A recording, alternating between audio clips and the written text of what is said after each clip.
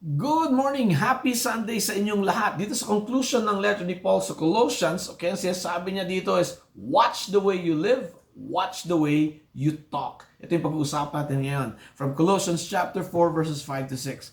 Bago natin basahin yung text natin at pag-usapan itong importanteng message na ito galing kay Paul, mag-pray muna tayo. Heavenly Father, we thank you for this time that we can look into your word. Lord, may your word encourage us, empower us, and enlighten us. In Jesus' name we pray. Amen. Okay, ito yung text natin from Colossians chapter 4, verses 5 and 6. Be wise in the way you act toward outsiders. Make the most of every opportunity. Let your conversation be always full of grace, seasoned with salt, so that you may know how to answer everyone. Alam niyo, pwede natin hatiin itong message sa dalawa eh. Watch the way you live at watch the way you talk. Unahin natin yung watch the way we live. Yung command dito, be wise. No? Sa ESV, English Standard Version, ito yung rendering niya, walk in wisdom. Sa Greek, yung walk, ibig sabihin, yung pamumuhay natin, kaya how we live. No? So sabi ni Paul dito, watch the way we live, we should live in wisdom. Especially sa mga outsiders. No? Outsiders dito, yung mga non-believers. Yan. So, saan natin nakukuha yung wisdom? Okay. Isa sa mga paborito kong verses, Proverbs 9:10. The fear of the Lord is the beginning of wisdom, and knowledge of the Holy One is understanding. Yan. Isa sa mga paborito kong verses yan. Sa New Living Translation, ito yung pagkakasalin niya.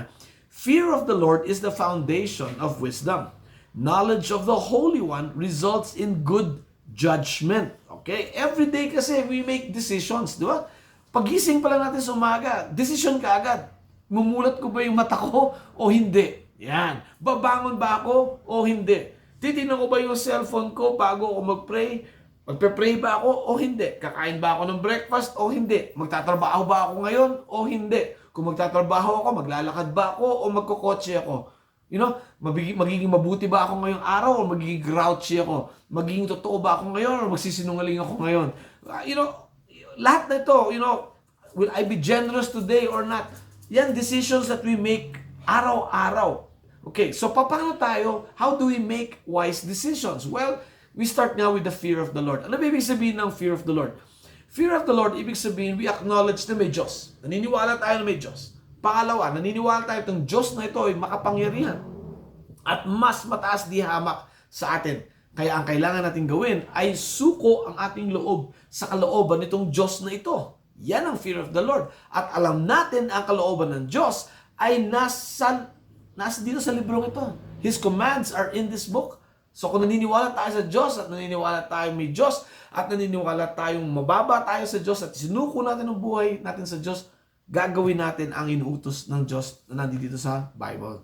Yan! Yan ang goal natin. Every time we make a decision, ang tanong natin, what biblical principle, what biblical truth can I apply to this situation? Ulitin ko, what biblical truth or what biblical principle can I apply to this situation? For example, okay, you decided, mulat mo yung mata mo, gising ka, bumangon ka.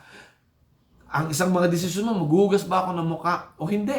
Ito ang sabi ng ating Panginoon sa Matthew 6:17. Nagbibiro lang ako pero tama ito. But when you fast, put oil on your head and wash your face. Hindi talaga ito ibig sabihin. Ibig sabihin ito, pagka nagfa-fast ka, dapat hindi nakikita ng mga tao nagfa-fast ka. Pero may wash your face, di ba? Washing your face is a good idea. Pero one of the biblical truth or principles na lagi nating iniisip is how we make decisions, di ba? Okay. So, ang isang desisyon na ginagawa natin araw-araw, whether you are conscious of it or not, is what we do with our time. Anong gagawin natin sa oras na binigay ng Diyos sa atin? Okay. Sabi ng text natin, we make the most out of every opportunity. Okay. This means every Christian has the potential to live our faith and in so doing lead others to Christ. Ulitin ko ha. This means that every Christian has the potential to live our faith and in so doing lead others to Christ. Kasi nga, pinanonood tayo ng tao. Tinitignan niya yung ginagawa natin. Nakikita ba nila si Kristo? Okay? Pag nakita nila si Kristo, yan. If we live our faith, no? Pag buhay natin full of faith, nakikita nila yan. It will lead others to Christ. Okay? Kasi nga lahat ng ginagawa natin gives glory to Christ. And one of the things that we do is we talk. Kaya ngayong lesson number 2 natin, we should watch the way we talk. Yung words natin, the way we communicate our words is important. Sabi ng ating text, let your conversation be always full of grace, seasoned with salt, so that you may know how to answer everyone. Ibig sabihin nan, we speak with kindness and wisdom. Ibig sabihin, yung salita natin is valuable, enjoyable, okay? Ini-enhance niya yung conversation because salt enhances the flavor of food. Pinapasarap niya ang pagkain. This means, dapat huwag tayong magsasalita ng mga hurtful or boring na mga, ang words dapat natin thoughtful, discerning, and beneficial do sa mga nakikinig sa atin. Okay? At guilty ako. Hindi ako laging ganyan. Maraming beses, hindi maganda yung tabas ng dila ako. Maraming beses hurtful ako. Maraming beses hindi maganda yung sinasabi ko. Hindi uplifting, hindi encouraging. Pero you know what? I'm trying my best. Yun ang gusto lang ng Diyos sa atin. We try our best to watch the way we talk. Pag bumalik tayo sa text natin, ito sabi niya, binibigay niya yung rason kung bakit, no? Let your conversation be always full of grace, seasoned with salt, so that, no? Ito yung rason, you may know how to answer everyone. Ano ibig sabihin nito? Balikan natin yung 1 Peter 3:15 para maintindihan natin lalo ito. Sabi niya ni Peter, instead, you must worship Christ as the Lord of your life. And if someone asks about your hope, as a believer, always be ready to explain it. Okay? Ano ba yung hope mo? Ano ba yung paniniwala mo? Ano ba yung ninanasan mo? Ano yung nais mong mangyari? Ano yung hope mo? Yan ang kailangan nating i-explain. Okay? So, ganito yan. So, tayo mga Kristiyano, we are surrendered to Christ, no? We have the fear of the Lord. Ibig sabihin, naniniwala tayo na may Diyos, naniniwala tayo na dapat sumuko tayo sa Diyos na ito at maniwala tayo sa Kanyang sinasabi. At dahil nakasuko na tayo sa Diyos, nagbago yung buhay natin, nagbago yung salita natin, yung mga tao makikita nila na hindi tayo katulad ng ibang tao. Masabi na ba? Iba to ah. Tapos tatanungin ngayon tayo, bakit ka iba? Yan. Pag tinanong nila yung bakit ka iba, ang sagot natin, because Jesus Christ. Because of the gospel. And honestly, alam niyo, marami akong nakikita mga tao, they claim to be Christians. Kristiyano daw sila. Pero hindi naman nila kayang bigkasin yung gospel. Hindi ba nila kayang i-explain yung gospel? Paano ka maniniwala sa something na hindi mo naman naintindihan? O, di ba? And how can you understand it if you cannot explain it to someone? Yan. Hindi ko maintindihan yan eh. Okay? Yung ibang tao pa, wala silang tinatawag na personal conversion story. Hindi man lang na maalala kung kailan sila naging Kristiyano. Yung bang, eto ako, dumating si Kristo sa buhay ko, eto nangyari sa buhay ko, binago ni Kristo. Yan. Personal conversion story yan. Wala. Kaya tataka ko bakit. O, di ba? Oh, by the way, alam niyo yung difference ng golfer, weekend golfer sa serious golfer? Yung weekend golfer tsaka yung serious golfer, parehong naka-golf shirt yan, naka-golf shorts, parehong naglalaro ng golf yan, parehong nanonood ng video yan, parehong nagbabasa ng tungkol sa golf. Anong difference ng weekend hacker sa serious na golfer? Ito. Yung serious golfer, lagi niyang iniisip ang golf. Laging nasa back of his mind yung golf. Makikita lang siya ng damo, golf. Makita siya ng stick, golf club. Makita siya ng bola, golf ball. Lagi na lang golf ang nasa isip.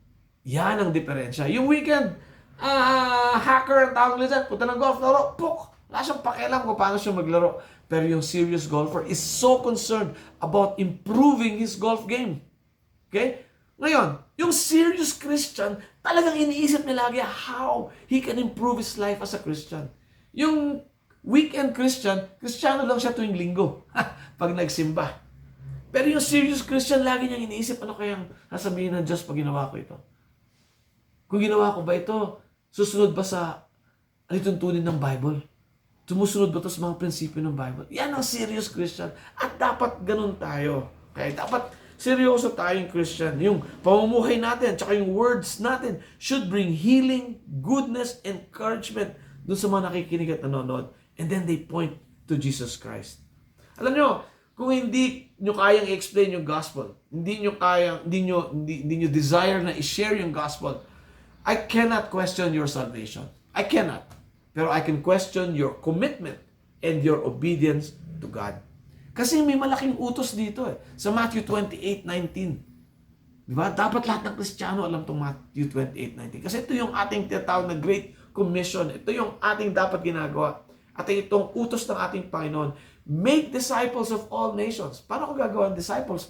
hindi mo naintindihan yung gospel, hindi mo naintindihan ng Biblia. How can you make disciples of all nations, baptizing them in the name of the Father, Son, and the Holy Spirit? And how can you teach them everything that I commanded you, sabi ni Jesus Christ? Ano tuturo mo kung di mo alam? Di ba? So, nasa atin yan eh. Nasa atin yan. Seryoso ba tayong Kristiyano o weekend Christian lang tayo? Ang declaration natin from Psalm 19:14. May these words of my mouth and the meditation of my heart be pleasing in your sight, Lord, my rock and my redeemer. Hallelujah. Let's pray.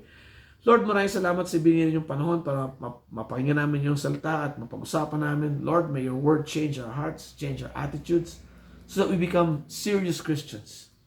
In Jesus' name we pray. Amen. Have a great weekend. God bless.